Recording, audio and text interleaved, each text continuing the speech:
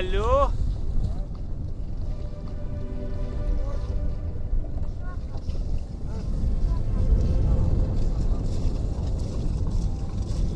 Har du lavet lange line? Torsk. Hvilke? Jeg havde noget. Så jeg kan stikke derude. Du fanger sig. Ayungila adas.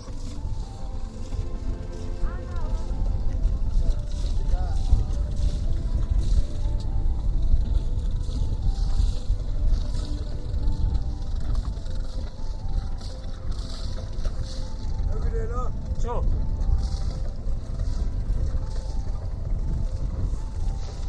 Lukke to.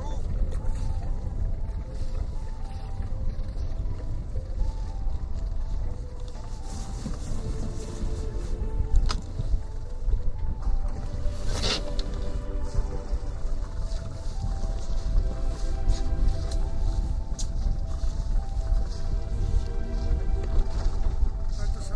Vi går i bund. Op. Kom igen. Hej.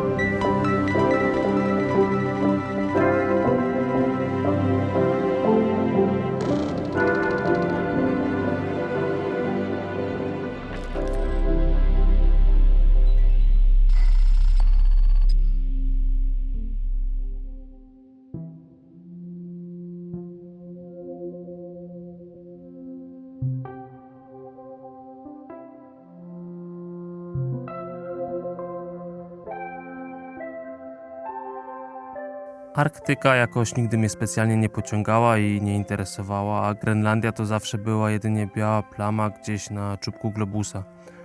To, że dziś tu mieszkam, zawdzięczam raczej splotowi przypadków losowych i jakiejś serii spontanicznych decyzji. Ta seria rozpoczęła się w 2002 roku. Byłem wtedy studentem germanistyki w Poznaniu i postanowiłem złożyć podanie na drugi kierunek studiów, na skandynawistykę, a konkretnie na język duński. I tak w 2004 roku obroniłem magisterkę na germanistyce, a Polska weszła wtedy akurat do Unii Europejskiej, świat się trochę otworzył, więc postanowiłem wykorzystać okazję i wyjechałem na stypendium do Danii i w ten sposób trafiłem na Uniwersytet Ludowy na Jutlandii, gdzie poznałem Birtę.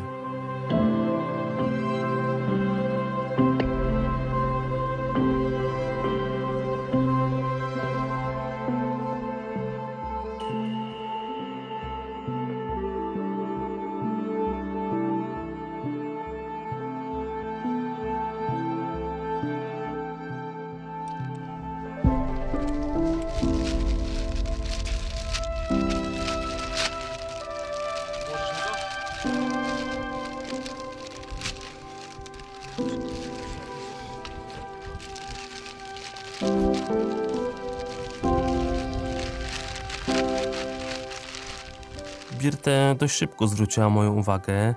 Ma bardzo egzotyczną urodę, ciemne włosy, ciemne oczy, ale na początku nie miałem pojęcia, że pochodzi z Grenlandii i myślałem, że jest gdzieś z Hawajów. Kiedy stypendium na Uniwersytecie Ludowym się skończyło, rozjechaliśmy się. Ja wyjechałem do Anglii, a Birte kontynuowała naukę w innej szkole w Danii. Nasz związek ciągle trwał na dystans, ale pewnego dnia Birte postanowiła, że przerywa naukę i wraca na Grenlandię. Zdecydowaliśmy wtedy, że to koniec i musimy się rozstać.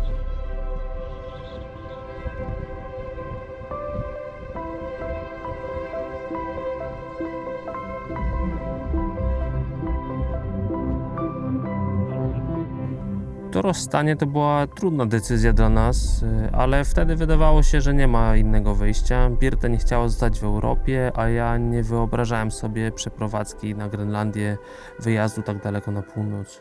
Wszystko zmieniło się pewnego dnia, gdy po powrocie z pracy spojrzałem na telefon, a tam kilkanaście nieodebranych połączeń z grenlandzkiego numeru.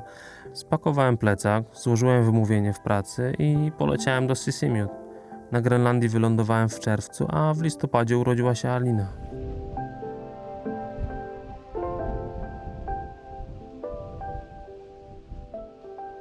Er det chili?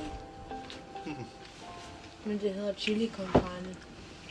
Da vi lavede det her, ikke også?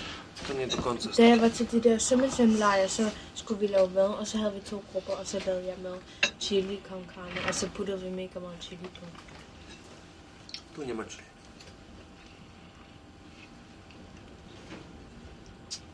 Tylko renifer. I fasolka. I pomidor. I ryż. Te przyprawy, co tu były.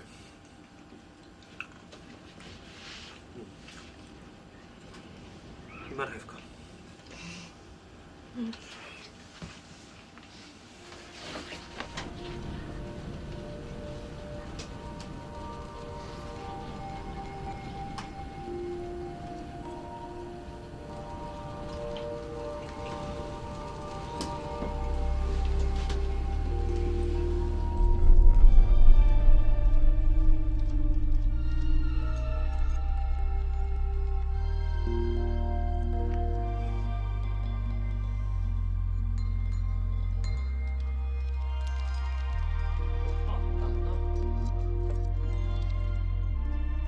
Decyzji o przeprowadzce na Grenlandię nie żałowałem nigdy, nawet przez chwilę. Choć dzisiaj, tak z perspektywy czasu, myślę, że te pierwsze miesiące to był dla mnie bardzo trudny okres, bo nie dość, że po raz pierwszy zostałem ojcem i musiałem przyzwyczaić się do tej nowej roli, to musiałem także zasymilować się z Grenlandią i zrozumieć, czego ludzie tu w ogóle ode mnie oczekują. Oprócz tego, że ja sam uczyłem się Grenlandii, to staraliśmy się wpoić naszym dzieciom grenlandzkie wartości i sposób życia. Zawsze przywiązywaliśmy wagę do tego, żeby miały bliski kontakt z naturą, żeby nauczyły się z niej czerpać, ale i ją szanować. Musiało jednak minąć sporo czasu, zanim sam zacząłem rozumieć, jak to wszystko funkcjonuje.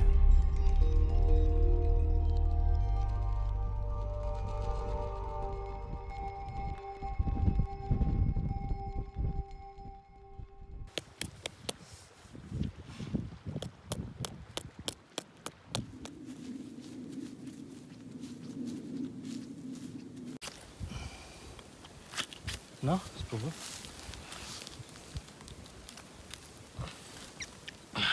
Czemu? Dobrze, urwane już, tylko to trzeba jeszcze uciąć już.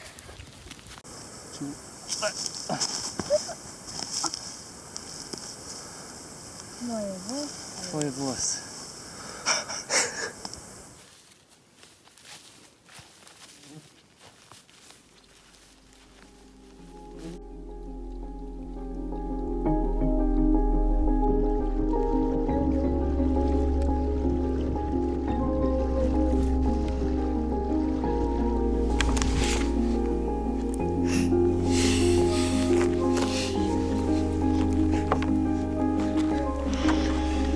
Powiedz, jak było w przedszkolu?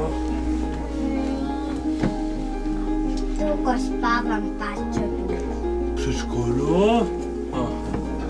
A byłaś w szkole dzisiaj? Nie, tak, I w szkole idź. I co zrobili? opowiadali Elinkę, co musimy robić. I co, Ali? Więcej śledźmy. Tak. I co jeszcze musisz robić? Nie wiem.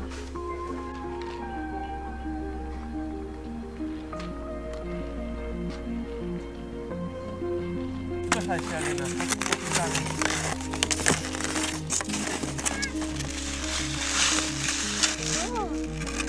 Adam!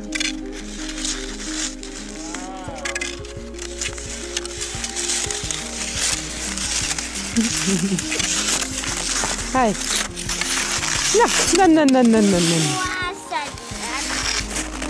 Będziemy do szkoły i z tatą do szkoły. I z mamą jedziemy i papa i będzie fajnie.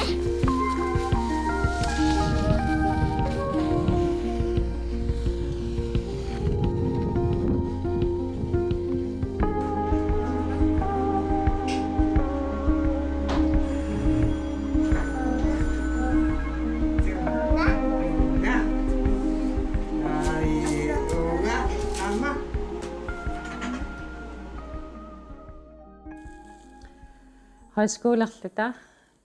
Taawa nalunarfigitippugut nutaanik takkuttoqassasoq aatarmilut killuaqquat puulinimingaannersoqoq. Taawa eqqaamavaat taamani nujakkaayusoq taalunuyai eqqumiigalugi uggunanaanneq ugguni takinernik nuyali. Naapeqqaaqatta nuannarivara ikiukkumatunera.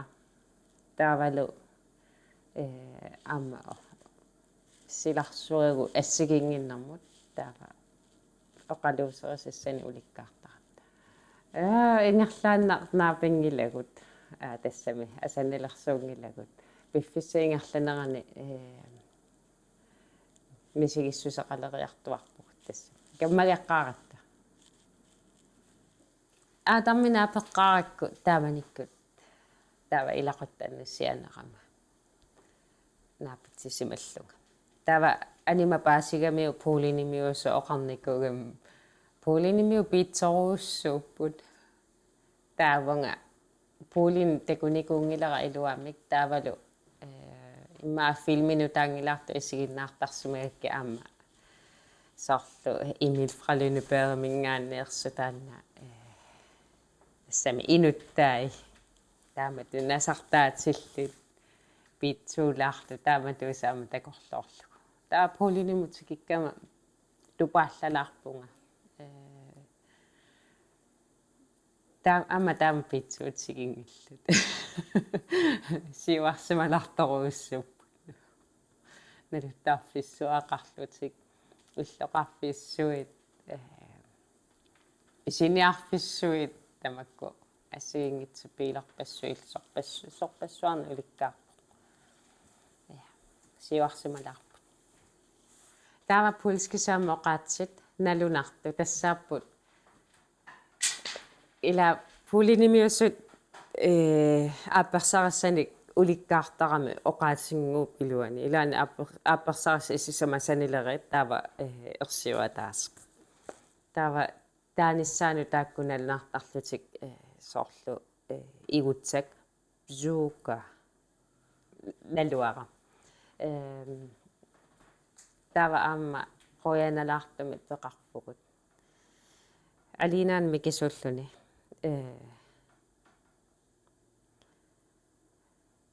pisiniarfimmi takugami sikuerniartoq taa assiliartaqarami sikumi taa tassani suartalerpa siku taa sukkaanna aana tapapsap orneriarlugu kivileramiuq sikullugu quitsinniarlugu taan alina paassisaqarnani tassani taannaam qoyagilaarparpu sunaaffa uagusikku sikoortugarput puulinimiutaam allaruussuarmi isumaqarta tas qoilerso.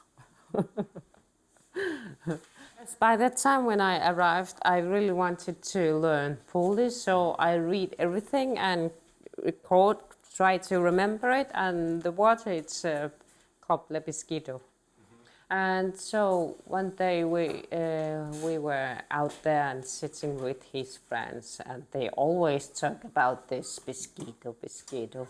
And then I asked him, why do you always talk about the water? What's with this water? To jest wieloryb, zucchini mięso i zucchini ryba. Soja. Så. Ikke meget. Spis med. Hej skat. Hej. Hej skat. Tillykke med julen. O, i tu mnie taksówka przywiozła, jak przyjechaliśmy, to było nasze pierwsze miejsce, gdzie się przyprowadziłem. Tu mieszkaliśmy.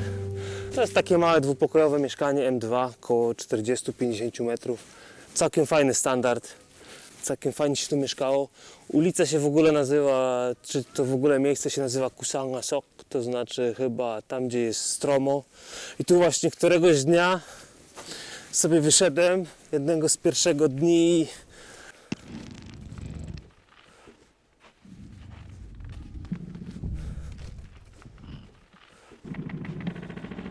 Tutaj. I to były mistrzostwa Grenlandii, akurat się rozgrywały w piłkę nożną na stadionie. I mogłem sobie zdecydować, bo była transmisja w telewizji, czy po prostu wychodzę z domu w kapciach i oglądam, czy oglądam sobie je w telewizorze. No i to był chyba taki pierwszy szok, bo ja tu przyjechałem 23 czerwca, to samo epicentrum dnia polarnego, czyli w ogóle nie robi się ciemno. To w ogóle o tym nie wiedziałem, że się nie robi ciemno. Nie doczytałem nigdzie. Budzę się po samolocie, rano wstałem, zrobiłem jajecznicę, Birte się obudziła i mówi, że jest środek nocy. Patrzę na zegarek, rzeczywiście jest 3 w nocy, ale już nie mogłem zasnąć i tu wyszedłem. Tu wtedy boisko jeszcze teraz nie widać tego, ale ono było właśnie takie szrutowe, nie było tego płotu i tam wszędzie wokół boiska były psy zeprzęgowe, poprzypinane. Teraz one są wszystkie zebrane we wschodniej części miasta w jednym miejscu. Większość, już bardzo mało w mieście zostało. I to był taki pierwszy szok, była 3, 4 w nocy, tak tu chodziłem, pamiętam mnóstwo dzieci w ogóle na ulicy, znaczy dużo dzieci, młodzieży. Ten dzień polarny taki jest, że no nie wszyscy, nieraz ciężko się położyć spać. I wszyscy korzystają. Dzieci na rowerach jeździły, na deskorolkach. I no, to był taki trochę pierwsze moje spotkanie właśnie z Sisimiut. Dzień polarny. Ludzie z polowań wracali, pamiętam, że strzelby, bo często się pływa w nocy. Można wrócić sobie kiedy się chce w nocy, zresztą woda jest zawsze spokojniejsza. Latem za dnia wieje, a w nocy najczęściej się wszystko ładnie układa. No i to nie wiedziałem jeszcze wtedy, ale to się budowało, ta brązowa wieża. Tutaj teraz pracuję, to jest właśnie moja szkoła, tu gdzie pracuję. Ten podłużny niebieski budynek i to ta brązowa dobudówka. To jest taka szkoła, coś jakby nasze były technikum, można powiedzieć technikum z ogólniakiem.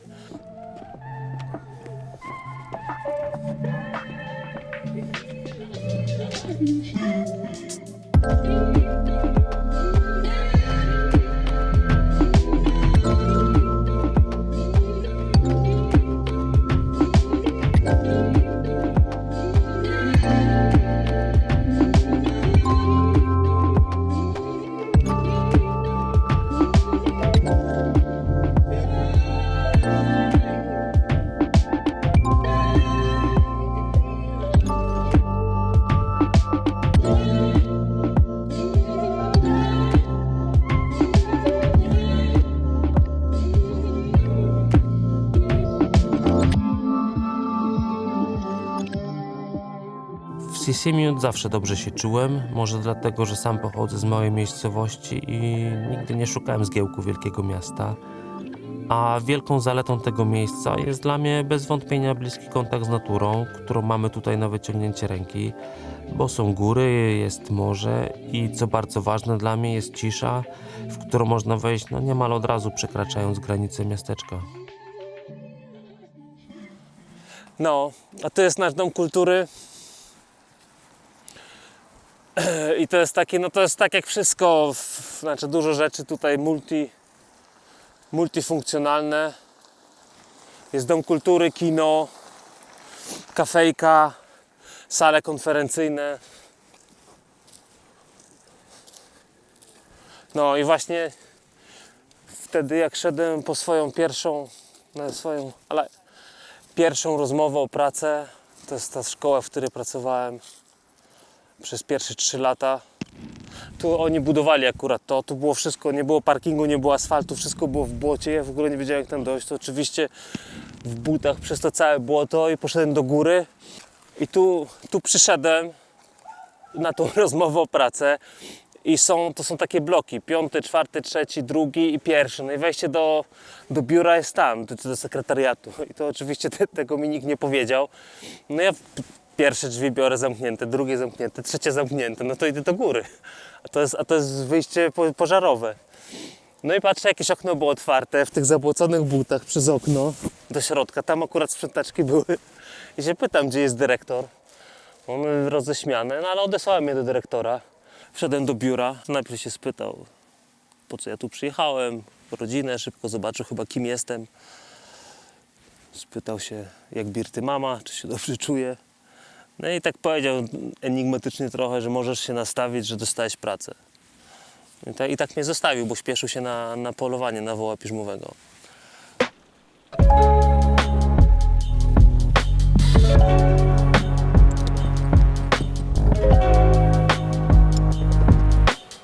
Takie bloki są chyba w każdej grenlandzkiej miejscowości, tej większej.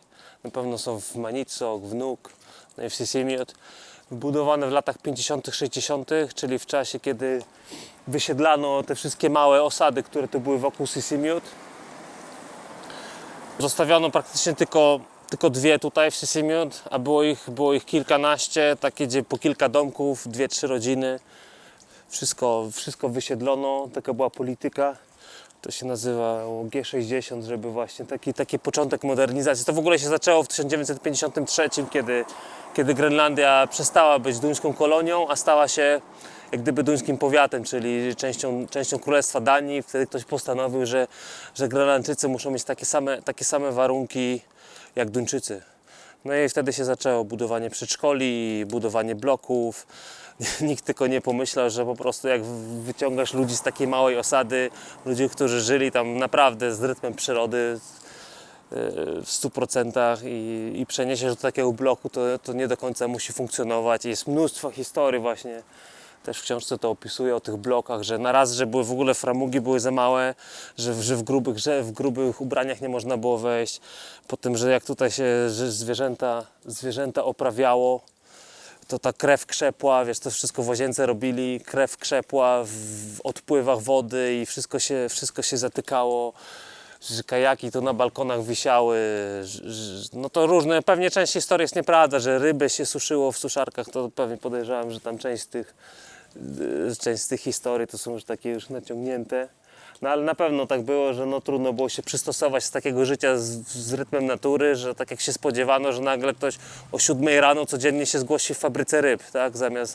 Zamiast jakiegoś tam życia jako myśliwy.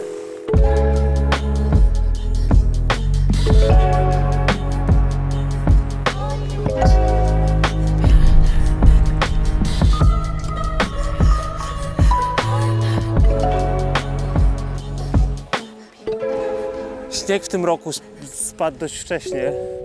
Było tydzień, 1,5 tygodnia temu, wszystko było zasypane śniegiem. Teraz trochę stopniało znowu, ale dość wcześnie spadł.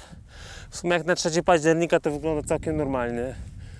O tej porze śnieg się kładzie na szczytach i potem coraz niżej schodzi. Podejrzewam, że za 2-3 tygodnie po prostu już będzie leżał w całym miasteczku i tak będzie do końca kwietnia.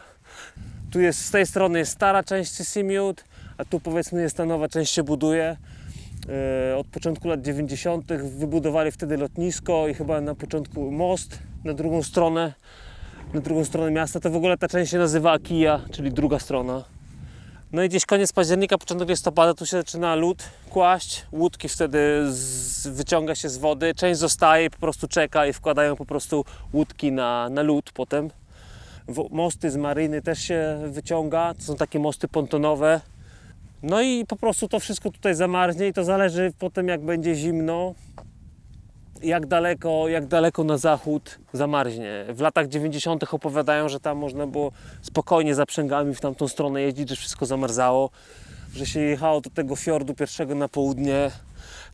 Teraz ja widziałem przez te 15 lat, które tu mieszkam, kilka razy zamarzło tak, że lód po prostu był daleko, ale normalnie jest bardzo mało tego lodu, wystarczająco, że po prostu statki cały rok mogą wpływać.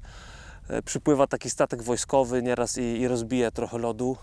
Zresztą jak statki wypływają, też rybackie statki, to po prostu rozbijają ten lód cały czas, on jest taki cienki. Przez cały czas ubywa mniej więcej godzina dnia w tygodniu. Czyli dzień się robi krótszy o godzinę w ciągu tygodnia. W Sisimiut mamy to szczęście, bo to często też to pytanie mi zadają, jak ta noc polarna, jak tu przetrwać. W Sisimi mamy to szczęście, że jesteśmy 40 km na północ od koła podbiegunowego, czyli słońce jest schowane zupełnie za horyzontem, ale nigdy nie jest tak, że przez cały dzień jest ciemno. Jest zawsze jest chociaż parę godzin takiego poblasku w ciągu dnia.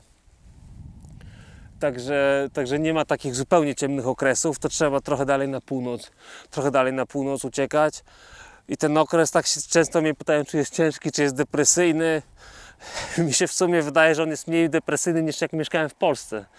Bo w Polsce ta jesień jakaś taka była deszczowa, że ta chlapa, ten śnieg jeszcze nie spadł, to już był szary. A tutaj jest śnieg, jak jest księżyc, to też bardzo dużo oświetla, zorza oświetla, bo wtedy jest ciemno. Wtedy jest śnieg i to wszystko się odbija i w sumie bardzo ładnie to wygląda i nie wiem, jakoś mnie to... Wiadomo, że człowiek jest wtedy trochę taki wolniejszy, może trochę bardziej zmęczony, ale nie jest to jakoś bardzo depresyjne.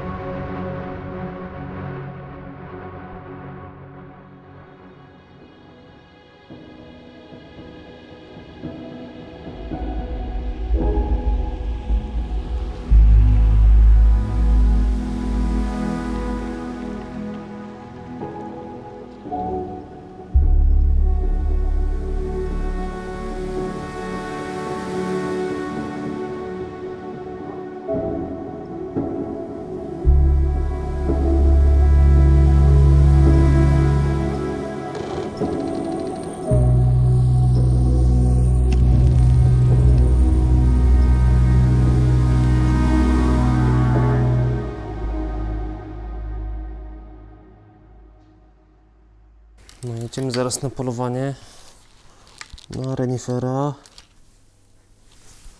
Dobra, jest. Kaliber 243. Powinien wystarczyć.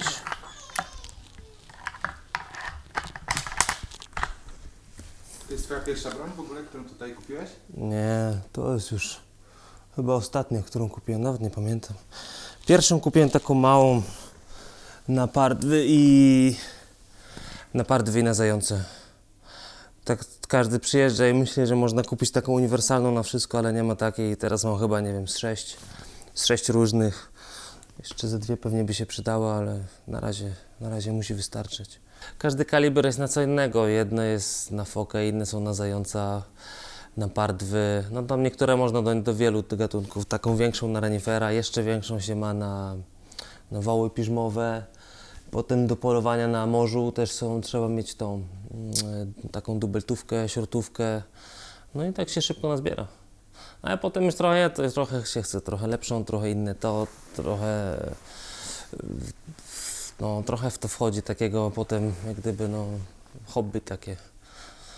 Ale ja jakoś nie kolekcjonuję broni, uważam to za rzecz użytkową po prostu. Ma działać i tyle. Dzisiaj chyba mam 6. Z tego co jak szybko liczę, Jedna leży na stałe też w domku myśliwskim, takim, który mam, takim domku letniskowym, żeby już zawsze jej nie zabierać. A trzeba mieć pozwolenie?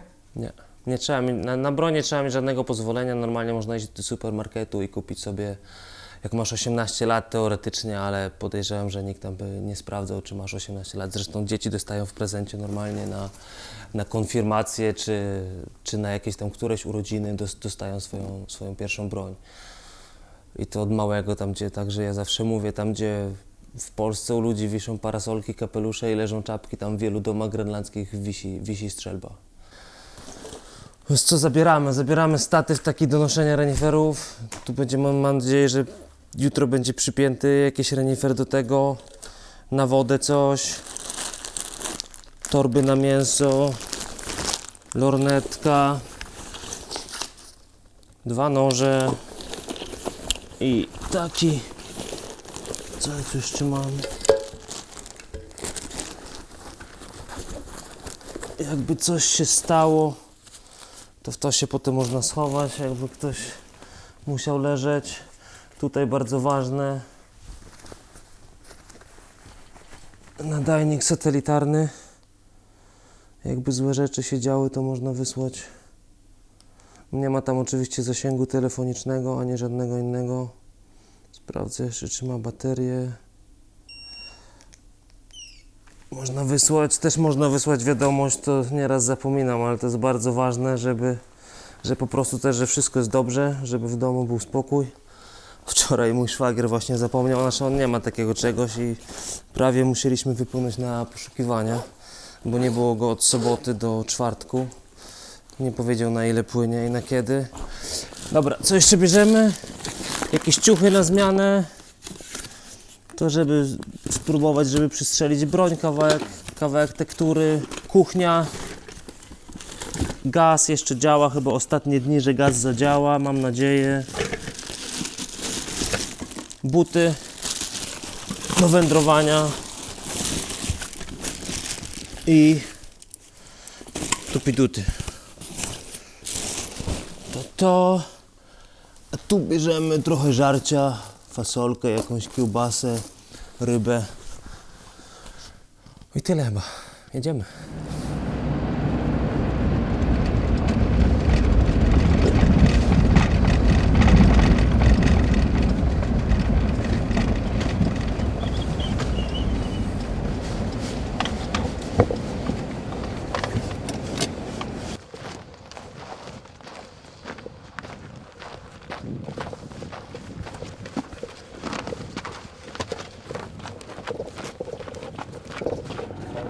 Den kører rundt og scanner hele tiden.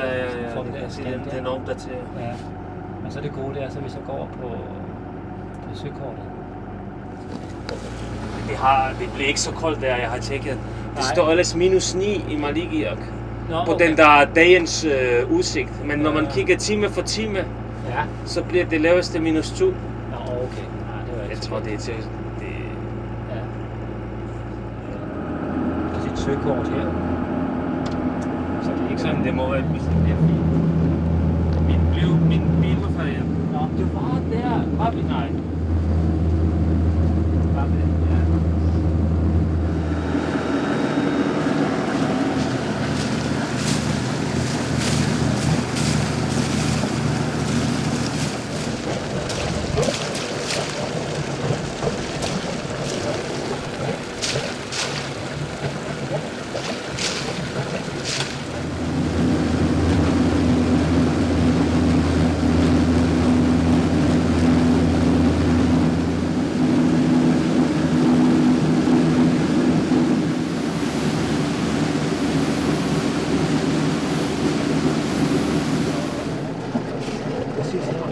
dårligt sted, han har sin camp, kan man sige. Til nu, men aldrig. Får du det? Jeg ved ikke, hvor mange der sidder. Ja. Hvor mange kan du se? Widziałeś je? Tak. Ja har.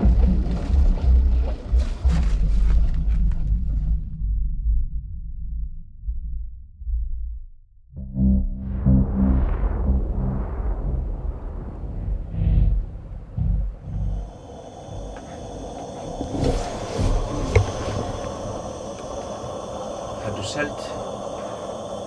Det har jeg ikke set. Tror du det? Jeg plejer at have noget hjemme.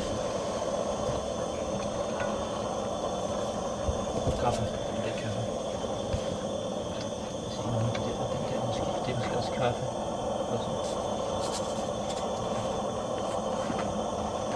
Anna? Hvad? Ja, det tror jeg.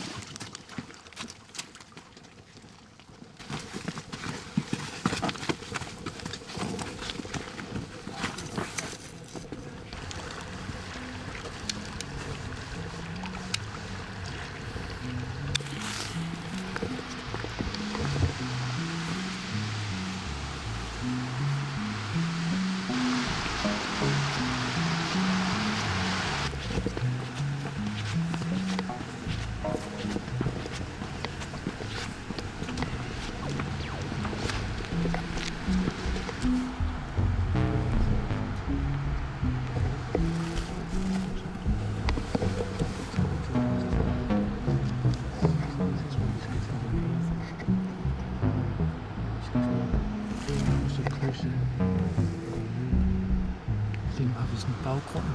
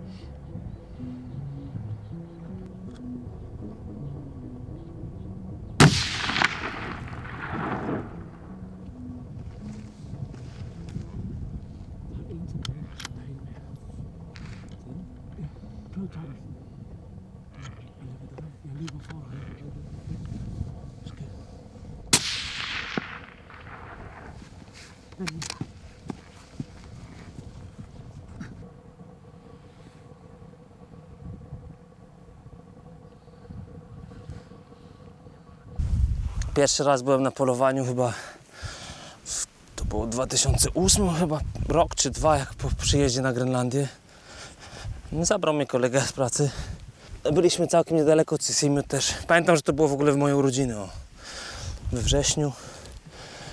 I szliśmy, ale bardzo wysoko. Wtedy wyszliśmy gdzieś na 700-800 metrów do góry. Trzeba daleko było iść.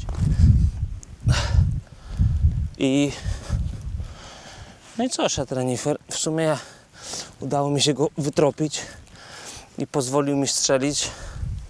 No i tak się wszystko zaczęło. I wtedy na tym polowaniu jeszcze chyba upolowaliśmy pardwy, zające, jak wracaliśmy. I woła piżmowego, jak dobrze pamiętam. No i tak się zaczęło i później szybko zobaczyłem, że najlepiej mieć swoją łódkę i po prostu samemu się o to troszczyć. Bo to jest fajna sprawa mieć takie mięso w domu. No, ale trzeba było dużo rzeczy się nauczyć.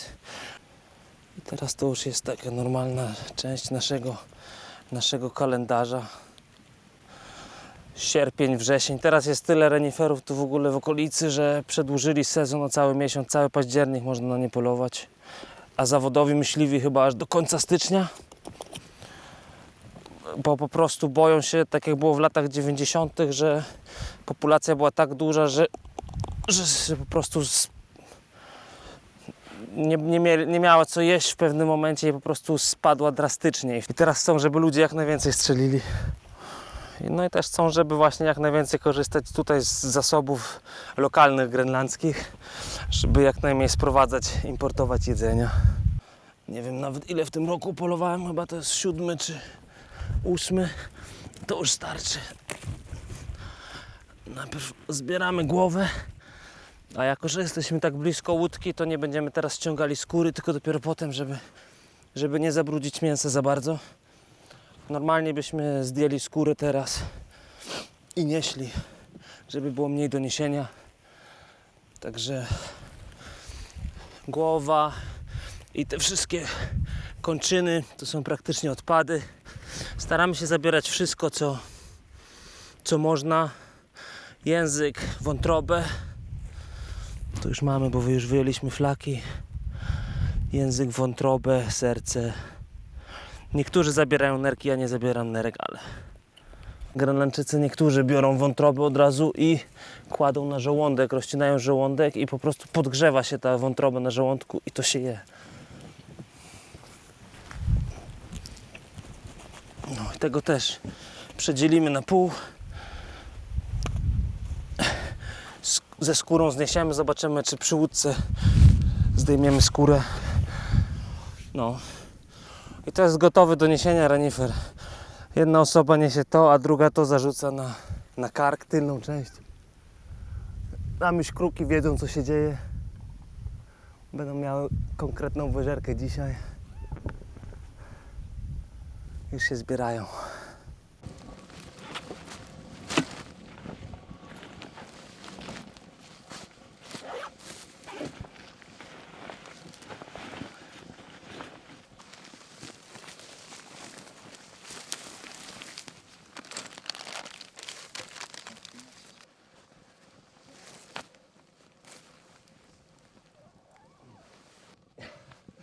Vi har tid. Vi er slet ikke panik, ikke også? Ja. Fordi vi tager hjem om aftenen, ikke også?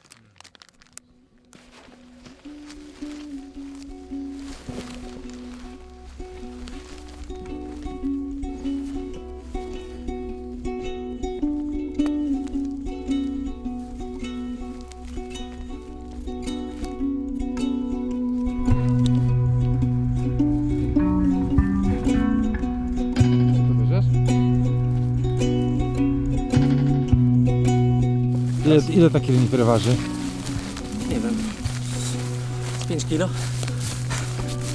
Nie wiem ile waży. Możemy zważyć w domu, ale myślę, że to co teraz niosę to jest 40-50.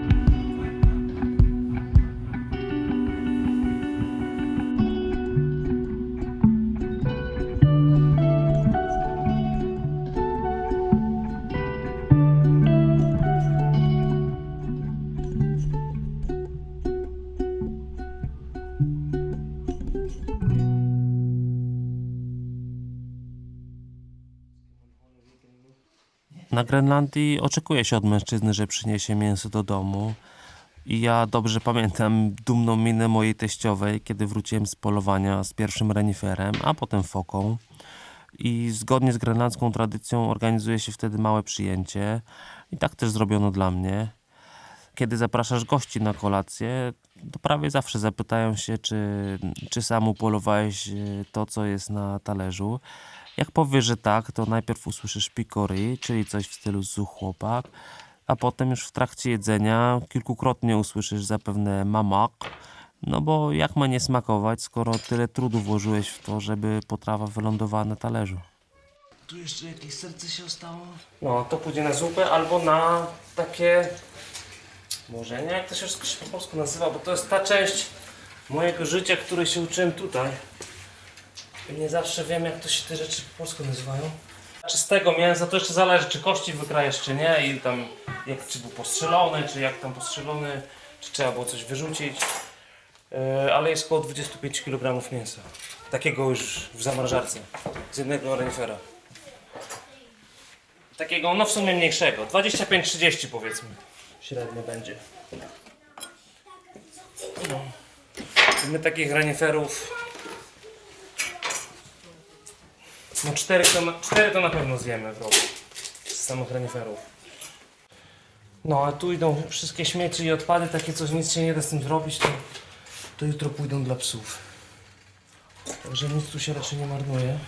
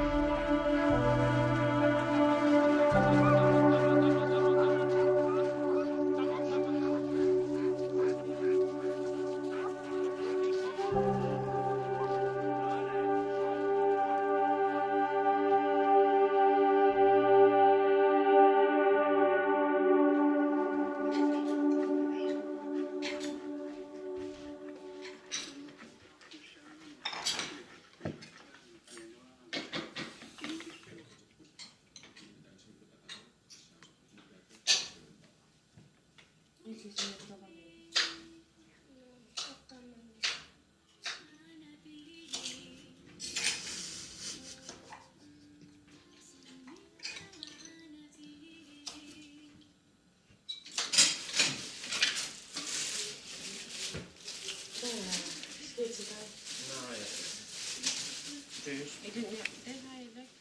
No mycie i to. Dobrze.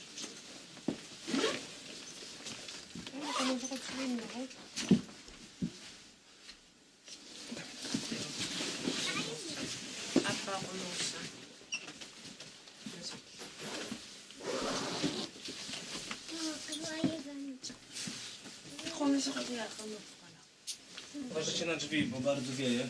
I do samochodu też uważaj na drzwi. Kaja, ateczka?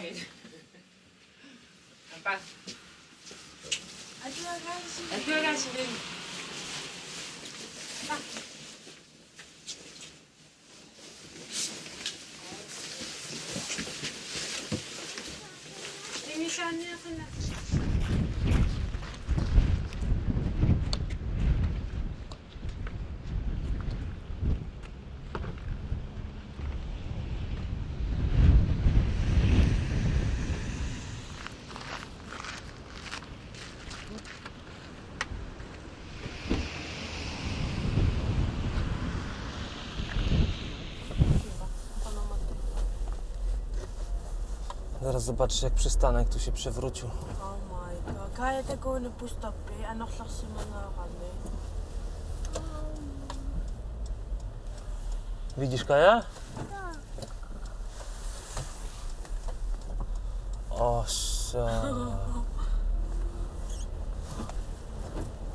może nie był przymocowany. Dobra. Odbierzesz dzisiaj Kaję, co? Bo tato aż do 5 dzisiaj jest w pracy. Ja, mama. Mhm. A jak nie, to zadzwonisz do taty. Jak będzie bardzo wiało jeszcze. Ale Kaja mama jej dała jeszcze jedną bluzkę. A ty masz czapkę? Słucham? A gdzie jest? Nie ma. O. Hej. Ja. Jeg er snart på skole. Biler.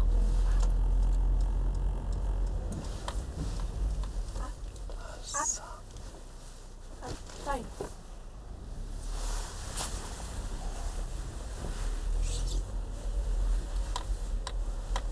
No. Bye. Bye.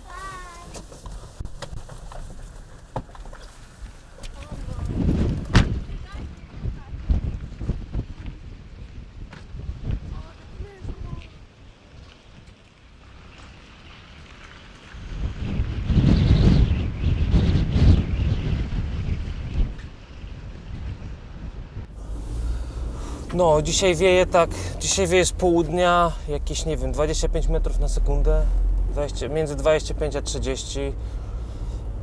No to jeszcze nie jest jakiś tam wielki sztorm. Szkół oczywiście w taką pogodę nie zamykają. Jak trochę bardziej wieje, to nieraz zamykają, znaczy nie zamykają, można nie oddawać do szkoły najmłodszych dzieci, bo boją się po prostu, że wiatr jest wieje, nie? Że one na wiatrze nie ustoją. Ale szkoła rzadko jest zamknięta. Jak szkoła jest zamknięta, to najczęściej są jakieś sprawy związane z zamarzaniem rur. Czyli to jest takie, no... O, zobacz. Odblaski. No ale dzisiaj tak, no jakby śnieg padał, to by było dzisiaj naprawdę nieciekawie, bo wtedy nic nie widać. Nie dość, że wieje, to po prostu widoczność jest zerowa. No, jedziemy teraz sprawdzić łódkę. Potem do pracy szybko. Bo jak tak wiało w nocy, to trzeba zobaczyć, czy tam wszystko jest w porządku.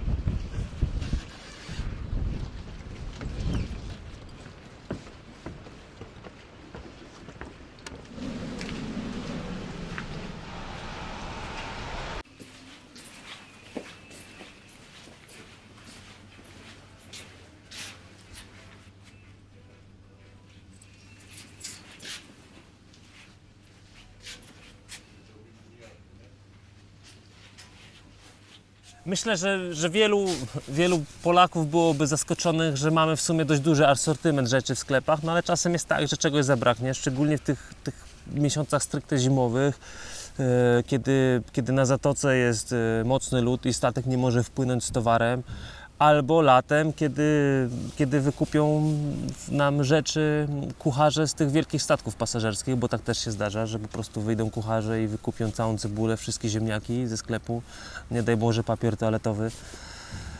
No ale z tym trzeba sobie nauczyć się radzić i jak jesteś człowiekiem, który musi codziennie do posiłku pić różne rodzaje wina albo nie potrafi podmienić jakichś składników w przepisie, no to raczej Grenlandia nie jest miejscem dla Ciebie, bo często tak jest, że po prostu nie ma czegoś i już.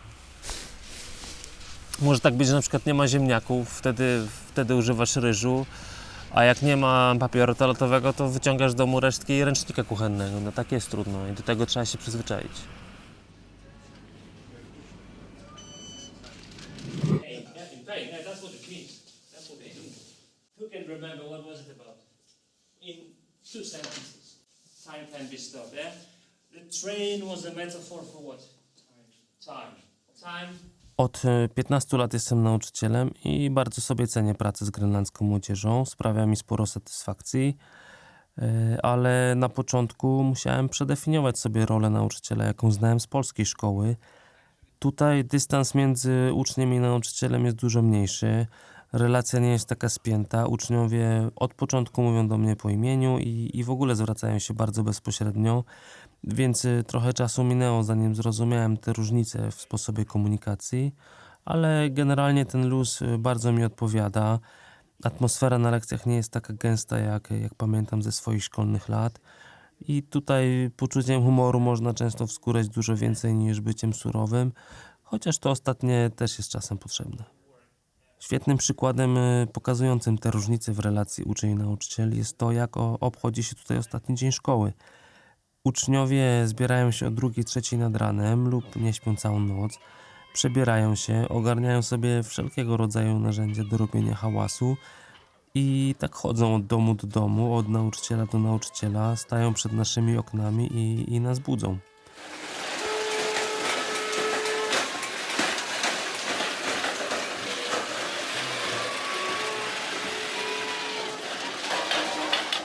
To budzenie jest taką formą ukarania nauczycieli za to, że uczniowie musieli przez nich tyle lat wstawać rano do szkoły, a teraz przynajmniej ten raz w roku to oni mają możliwość zerwania nas z łóżek. Musimy wtedy wstać, wyjść z domu i towarzyszymy naszym uczniom przez całe miasto. Zatrzymujemy się pod domami naszych koleżanek i kolegów z pracy, a potem wszyscy idziemy do szkoły, jemy wspólne śniadanie, a uczniowie dowiadują się, z jakich przedmiotów będą zdawali maturę. Jako że oboje z Birty jesteśmy nauczycielami, takie show czeka nas 2 razy w roku.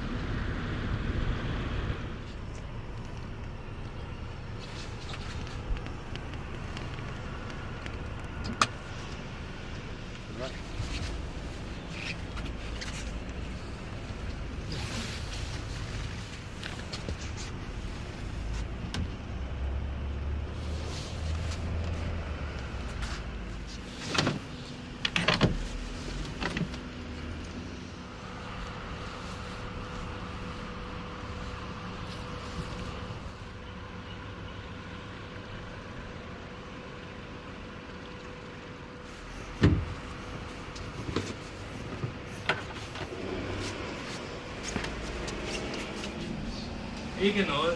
Det bliver en god film. Ja. Vi får en flot film om Sicilien. Sådan.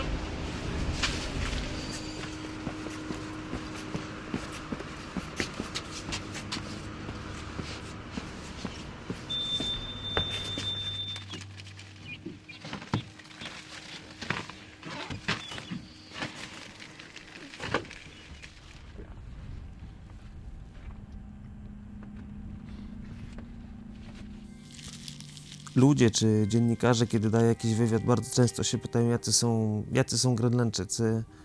A z czasem, im dłużej mieszkam na Grenlandii, to pytać wydaje się coraz trudniejsze, bo po prostu no, nie wszystko jest zero-jedynkowe i bardzo trudno określić takiej kilkoma słowami cały naród. Zresztą to jedna rzecz, z których nauczyła mnie Grenlandia, jak ktoś się o coś pyta, jak ktoś zadaje pytanie o innym kraju, czasem warto byłoby trochę to odwrócić i zapytać o własnym kraju, jacy są Polacy i przecież o tym można całe książki napisać. Także to nie jest proste pytanie. Jeżeli już miałbym jakieś cechy tutaj wymienić, to Grenlandczycy są na pewno bardziej powściągliwi niż przeciętny Europejczyk, ale oczywiście zdarzają się i tacy.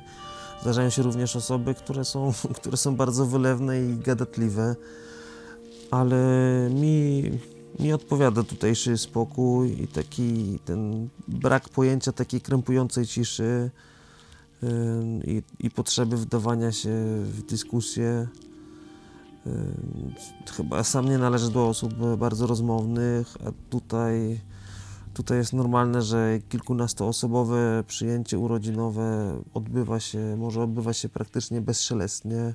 Inną taką cechą Grenlandczyków jest na pewno śmiech. Potrafią się śmiać głośno, dużo głośniej niż mówią, czasem z bardzo banalnych rzeczy, ale to zaraża. Poza tym z tą małomównością Grenlandczyków trzeba trochę uważać, bo mają oni bardzo bogaty język ciała i spora część rozmowy, komunikacji odbywa się bez użycia słów. W 2012 chyba zacząłem prowadzić stronę Poznaj Grenlandię. No już wtedy tak zaczęło mi to trochę doskwierać, że ten obraz Grenlandii w Polsce jest taki przekrzywiony, nieprawdziwy, że zawsze powtarzają się te same trudne tematy, że większość ludzi, tak szczerze mówiąc, nie zdaje sobie sprawy, jak naprawdę tu życie codzienne wygląda. Postanowiłem to robić tak właśnie bez takiego wgłębiania się w jakieś takie poważne tematy, tylko dodawać zdjęcia z życia codziennego. Dostawałem często komentarze właśnie takie typu, że trochę odczarowałem Grenlandię, że ludzie zawsze myśleli, że to śnieg, lód. Nie wiedzieli w ogóle niektórzy na przykład, że jest kilka letnich miesięcy bez śniegu na Grenlandii. No i potem postanowiłem napisać książkę o tym wszystkim, żeby to tak trochę pokazać tej Grenlandii, którą ja znam. Ani nie ubarwiać, ani nie upiększać, ani specjalnie jakoś negatywnie nie pokazywać. A jest to też dla mnie ważne, bo czasem naprawdę jak przyjeżdżasz do Polski z rodziną i słyszysz cały czas te same pytania, tak jak gdybyś pochodził z jakiegoś naprawdę najbardziej prymitywnego miejsca na świecie, to na początku się śmiejesz, a potem już ci się po prostu nie chce. I no to jest jeden z powodów, dla których to wszystko robię. Kiedy wysłaliśmy Alinę do szkoły w Polsce, żeby poprawiła swój język polski, to ludzie się pytali, czy wysłaliśmy ją do Polski, bo nie możemy jej tu wyżywić. No to już było takie, a ona zresztą też w szkole opowiadała, że dzieci się jej pytały, czy widziała kiedyś dom, czy mieszka w iglo, czy jeździ na niedźwiedziu polarnym.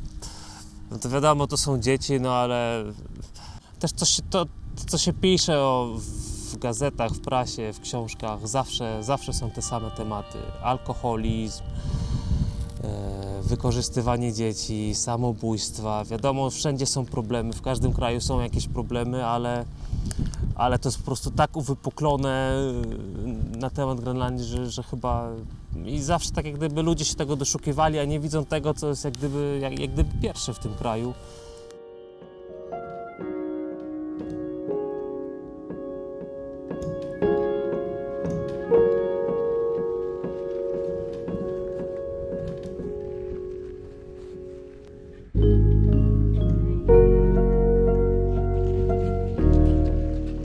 Na razie nie myślę o powrocie do Polski, nie chodzi mi to po głowie. Dobrze czuję się na Grenlandii, zdążyłem się przyzwyczaić do tego spokoju, ciszy, przestrzeni i bliskiego kontaktu z naturą. Jak ląduję w Sisimiut po każdej wizycie w Polsce, to czuję, że wracam do domu. I jasne, że czasem tęsknię za swoją polską rodziną i przyjaciółmi, czy polskim jedzeniem, ale gdybym dzisiaj pytanie o swoje miejsce na ziemi zredukował do takiej klasycznej listy za i przeciw, Więcej plusów bez wątpienia byłoby po stronie Grenlandii. Przede wszystkim dlatego, że tu jest dzisiaj mój dom, moja najbliższa rodzina i moje zwykłe życie.